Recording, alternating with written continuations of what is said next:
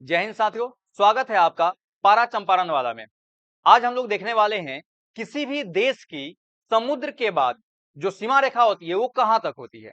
क्योंकि स्थलीय सीमा रेखा तो हम आसानी से देख सकते हैं, जैसे भारत और पाकिस्तान के बीच की सीमा रेखा रेड क्लिफ लाइन है ना। लेकिन समुद्र में कहां तक हमारा सीमा रेखा है, यानी कि भारत का क्षेत्र विस्तार कहां तक है, ये कैसे पता चलेगा? क्योंकि समुद्र के अंदर तो किसी भी प्रकार का जो है सो कांट वगैरह लगाया नहीं गया होता है, फिर हम समझेंगे कैसे ये कहां तक है। तो आइए थोड़ा सा देखते हैं।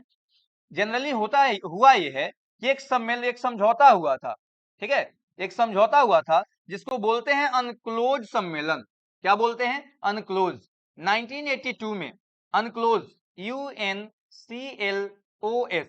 अनक्लोज सम्मेलन हुआ था 1982 में। United Nation Convention on the Law of Sea, United Nation Convention on the Law of Sea, इसका फुल फॉर्म हुआ। इस समझौते के तहत कहा गया कि किसी भी देश की सीमा रेखा का निर्धारण समुद्र तक में कैसे होगा, कैसे किया जाएगा, कहां तक समुद्री सीमा रेखा होगा।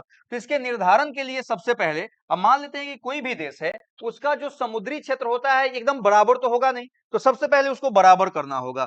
यानी यह जो क्षेत्र है इसको क्या कर दिया गया? बराबर कर दिया गया। तो जो बराबर करने वाली रेखा है इसका नाम रखा गया आधार रेखा। आधार रेखा। अब आधार रेखा और मुख्य भूमि के बीच का जो आंतरिक जल है इसको आंतरिक जल का नाम ही दिया गया। और आधार रेखा से 12 नॉटिकल माइल समुद्री सीमा का निर्धारण जो होता है वह NM नॉटिकल माइल में होता है। एक नॉटिकल माइल का मतलब क्या होता है? 1.852 किलोमीटर। 1.852 किलोमीटर 1 नॉटिकल माइल का मतलब होता है। तो आधार रेखा से 12 नॉटिकल माइल तक का जो क्षेत्र होगा इसको कहा जाएगा प्रादेशिक सीमा रेखा। क्या कहा जाएगा? प्रादेशिक सीमा रेखा। क्या कहा जाएगा? प्रादेशिक सीमा रेखा।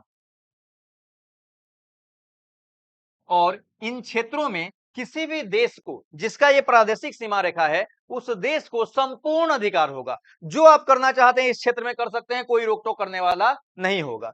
आधार रेखा से 24 नॉटिकल माइल, 24 नॉटिकल माइल तक का जो क्षेत्र होगा इसको कहा जाएगा अभिछिन्न मंडल। क्या कहा जाएगा? अभिछिन्न, अभिछिन्न मंडल। और इस अभिछिन्न मंडल तक यानी आधार रेखा से 12 नॉटिकल माइल तक का जो क्षेत्र होगा उसमें किसी भी देश को साफ सफाई रखने का अधिकार। क्योंकि अगर इस क्षेत्र को आप साफ नहीं रखेंगे तो ये टोटल क्षेत्र अपने आप गंदा हो जाएगा। क्योंकि समुद्र जो है हमेशा गंदगी किधर फेंकती है? स्थल की तरफ फेंकती है। इसलिए अभिछिन्न मंडल में साफ सफाई रखने का अधिकार, साथ में उस क्षेत्रों में कर वसूलने का अधिकार, यानी संपूर्ण वित्तीय अधिकार जो है उस देश को प्राप्त होता है। इसके बाद जो आधार रेखा से 200 नॉटिकल माइल, 200 नॉटिकल माइल तक का जो क्षेत्र है इसको कहा जाता है EEZ, इकोनॉमिक एक्सक्लूसिव जोन। यानी क्या कहा जाता है? इसको कहा जाता है अनन्य आर्थिक क्षेत्र।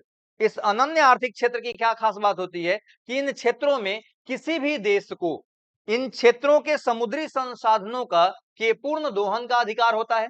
जैसे मान लीजिए कि पेट्रोलियम का पता चला तो हम पेट्रोलियम यहाँ पे निकाल सकते हैं, खनिज पदार्थों का पता चला खनिज पदार्थ निकाल सकते हैं। और साथ ही इन क्षेत्रों में हमको अगर नया द्वीप बनाना है, मान लीजिए देश की जनसंख्या ज्यादा बढ़ गई, उनको कहीं ना कहीं शिफ्ट करना होगा, तो इन क्षेत्रों में हम नए द्वीपों का निर्माण करके उसमें शिफ्ट कर सकते हैं। लेकिन आपके दिमाग में एक सवाल आना चाहिए कि आखिर में ये जो अभिछिन्न अनन्य आर्थिक क्षेत्र है इसके बाद जो क्षेत्र है इसका क्या होगा?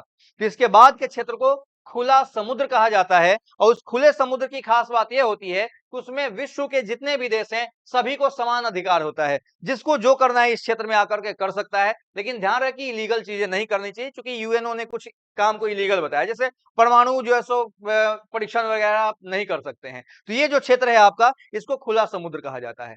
मुझे लगता है कि आपको ये वीडियो अच्छे तरह से पसंद आया होगा। अगर आपको अच्छा लगा होगा तो इसको आप कॉपी पे लिख भी सकते हैं और आसानी से इसको याद कीजिए। फिर मिलते हैं हम लोग अगले लेक्चर में एक नए वीडियो के साथ। तब तक स्वस्थ रहिए, मस्त रहिए। वीडियो को लाइक, कमेंट और शेयर कीजिए और पढ़ाई में लगे रहिए। थैंक यू, धन्यवाद।